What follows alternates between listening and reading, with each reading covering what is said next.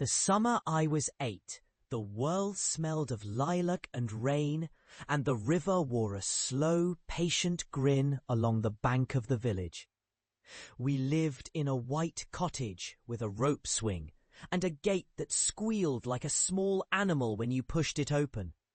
My sister, Mira, and I found a way to vanish a little into afternoons there, into a place where the house felt like a creature with a quiet appetite for memory. The ritual was simple and comforting, nothing you could name as rite or prayer. We would sit at the kitchen table, the clock ticking on the wall, as if it were counting down to something harmless, and we would spin a glass bottle on the scarred wood.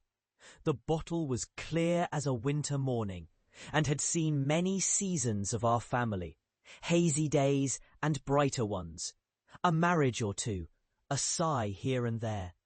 Mira would whisper the names of neighbours who had left or died, people who still lingered on the river's edge in gossip and rumour.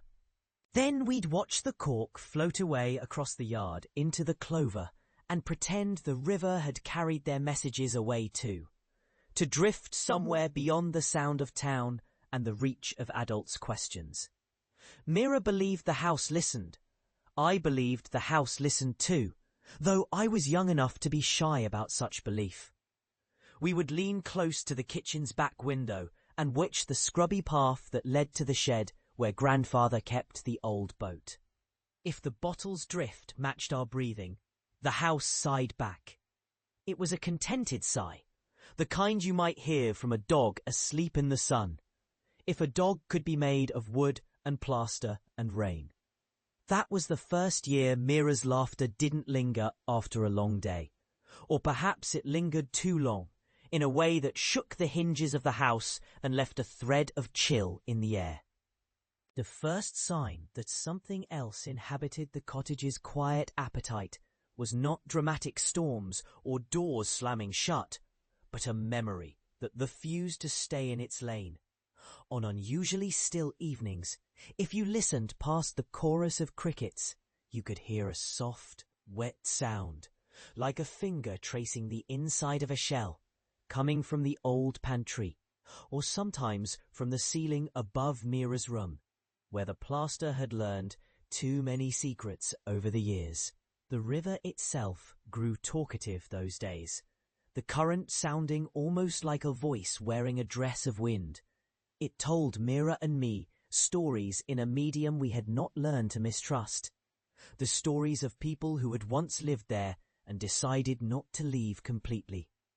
We would pretend to listen to its tales and then return to our bottle ritual, as if the river were but a neighbour with too much to say and a penchant for listening in on children's secrets. It was Mira who found the small doorway behind the pantry shelf, a narrow seam of a door that had not existed in the memory I carried of the house, my mother's memory and my grandmother's memory, both of them who spoke seldom of hidden corners. The door was not much larger than a person's handspan, and it opened onto a space I would describe in later years as a corridor carved from the house's own breath.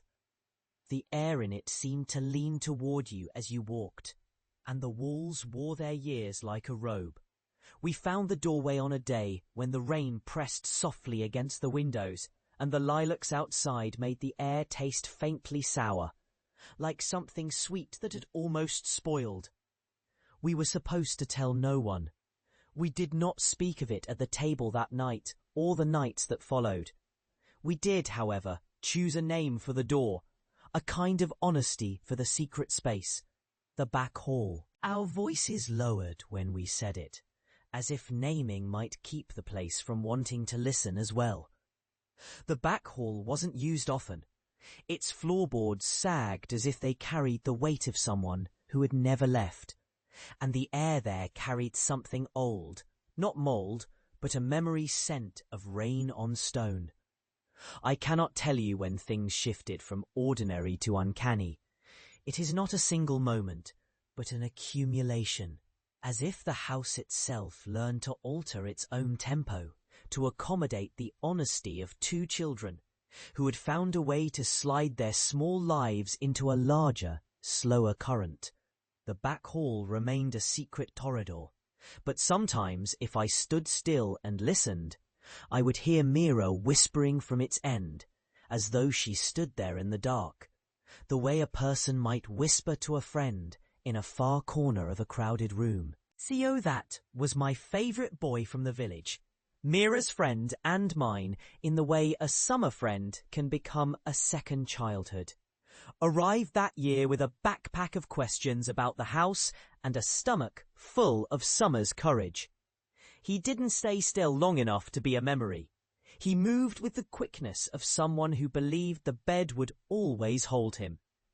He and Mira pressed their palms against the pantry door one evening after the bottle ritual, and they swore the door answered back.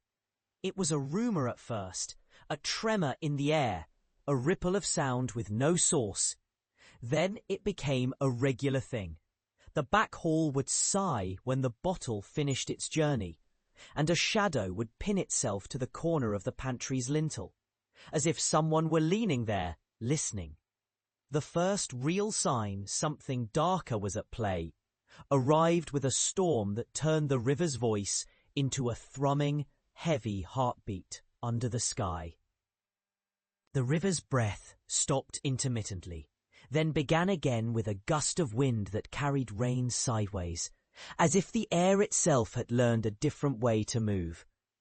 Theo was gone that night, just after we had tucked the bottle away and decided to go out to watch the storm gather its things.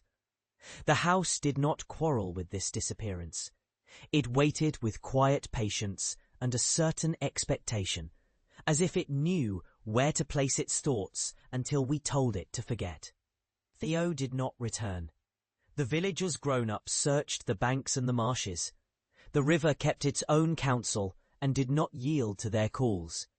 The house offered no answers, only the same old sighs and a tremor in the pantry's edge when the wind leaned through. Mira's fear gathered its own kind of heat, and I learned that fear, if you held it within, could become something tangible. You could feel it wrapping itself around your wrists like a pair of cold, stubborn vines. After Theo vanished, the back hall never quite behaved as before. It never spoke, not in the way it had when Mira and I listened for the bottle's drift. It whispered instead with the air itself, with a rustle of plaster that sounded almost like a page being turned in a book that refused to be closed. The back hall grew fond of Mira's name. If she stood there long enough, the walls would hum a lullaby that sounded like her own voice, but older, deeper. As if the house had learned to borrow her breath to keep time with its own memory.